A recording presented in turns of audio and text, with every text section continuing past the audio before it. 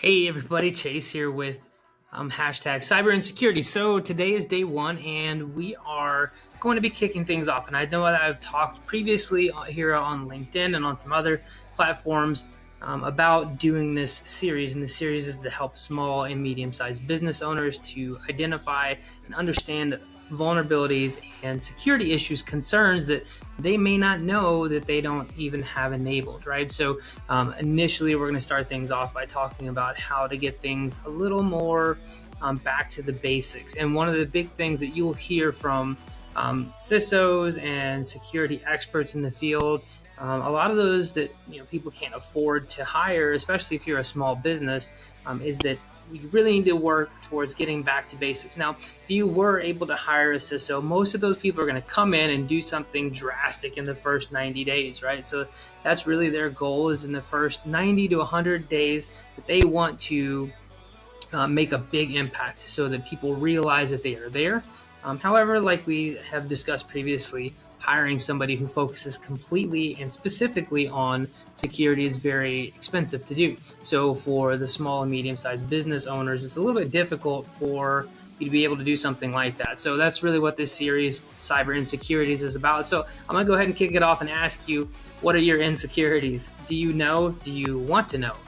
So a lot of people will say that, oh, I don't know. So if I don't know, then, who can blame me for not having corrected or fixed that vulnerability? I didn't know about it. So really, one of the big things that I want to focus on here is to help you understand that there are some things that you can do today that aren't going to cost any money. It may cost some time, and I understand that time is money, but things that you can implement, strategies that you can put in place today that will really help you kind of kick things off and start getting back to the basics. Now, most of the people in a higher security position coming into a company or taking over the head of security position for a company is going to be focused on something very specific, like finding out what type of environment they are starting with. So that's really what I want you to start off with as a business owner, is to start understanding what you have in your environment to secure. I want you to think about it as similar to a house. Whenever you're getting ready to go to bed, you make sure that your house is secure. You do that by ensuring that your doors are locked, ensuring that your windows are closed and locked. Most people probably don't go check their windows every night. They assume that if they didn't open them, they're probably still closed and locked, but maybe that's not a great assumption to have, right? So checking those things every time. But let me ask you, how would you do it if you didn't know how many doors or how many windows or those locations before you started checking for the security of those items? So that's really what I kind of want to help start off with, is that the very first thing that we're going to kick things off with is understanding what you have to work with, understanding those assets and understanding those devices that you do need to apply security to. So as I go over the other options and the other topics in this 20-part series, you'll see which ones you have at your disposal based on the items and the devices that you already have in place. Again, a big part of this, and what we're really trying to focus on, is making it easy to do without you having to go out and buy a new device or implement an intrusion prevention system. So if you had somebody come in as a security person, they're going to make those recommendations of how can we get you secure by inputting something in place that will kind of blanket over all of the other problems that you already have in place. And the ideal situation is, like, let's start by understanding what we have available. Let's turn on all those security features that on the devices we're already using, put those security functions in place. And then if we at some point are ready to invest more in the security, which I always recommend as a security professional, I recommend investing in security strongly. But until you get to the point where you can afford to do it, it's good to go ahead and implement those solutions that you already have access to. So that's kind of what I want to go over tonight. Number one, the very first thing that I want to talk to you about in this hashtag cyber insecurities series is knowing what devices you have. So inventory asset, just like I had said about your doors and windows and are they locked and closed, you need to know the location, you need to know where it's at, you need to know what it looks like in order for you to do it. So the first thing that I'm going to go over with you and make a suggestion for is an inventory or an asset management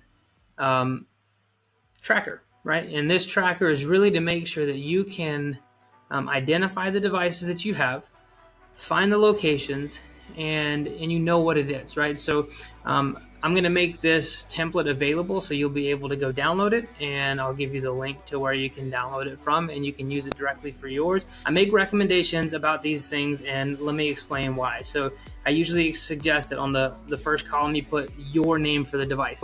You'll see that I put that white box in the closet behind the vacuum, right? So however you identify this device is what I want you to put in the first column. It's going to make it easier for you to both find it and as well as explain to somebody what it is. All right, the next one, just to make it specific, what's the vendor? In this one, I'm using an example of Fortinet, and then next to that, the model and then the model number. This is just easier for tracking later on, because as we get to looking up things like, are there available patches? Are there things that we can be doing to add security just by simply doing an update on the device? It's important for us to be able to look at a single document, this tracker, and make the adjustments to it as we need to. The next one, location. This is actual location. So it's in the hall closet, it's in the rack number 2, and it's inside of slot number 5 in that rack. So the dependent on column is important, because what I want, this is going to help you with signal flow as you get further along. Dependent on, is there something that this device needs in order for it to operate? So let's say if in this scenario, I'm talking about a Fortinet firewall, the firewall needs internet in order for it to be able to access out into the internet, right? So it's dependent on having the router from your internet service provider connected to it. And if it doesn't have that, it can't reach out, it can't call home, and it can't get your secure data out to the internet. So that's important. The last column here, I've done this on tons of asset management things, and it's really important for finding devices later on. You can do this a couple different ways, and I'm going to show you the way that I prefer. I generally take this as I'll go to the drive location where I have this stored. I store all of the pictures in one folder. I'll take that file and then I will get a shareable link, and I'll copy that link and then I paste it into the sheet here, right? So then there's a link right there to it. So whenever I need to access this later, I can go here, click on it, and then you click on the hyperlink that pops up here above it, and it will take you to that image so you can see it, and it keeps everything on your spreadsheet a lot cleaner. Right, and this is going to load it from the location where it pulled from inside of Google Drive, and you'll be able to see it come up there on the screen. So that's how I generally track it. The other thing here, just to kind of keep track of what your devices are and your header locations, here's a suggestion that I always turn on, especially in a tracker or anything where I'm trying to keep tabs of what each of the columns are for. So you can easily turn on the freeze pane of the Google Sheet. You do that by coming up here to the row that you want to freeze, click on it, go to view, click on freeze, and then you select how many rows you want to freeze. One row. So for this one, I just want to freeze that first row that I have highlighted. So as I start adding more devices in here, and you can see that I'm scrolling down, the columns or the headers stay at the top, so it makes it easy for reference back to. So that's day 1, that's week 1 of cyber insecurities, or the question that I've been asking you is, what's your insecurities?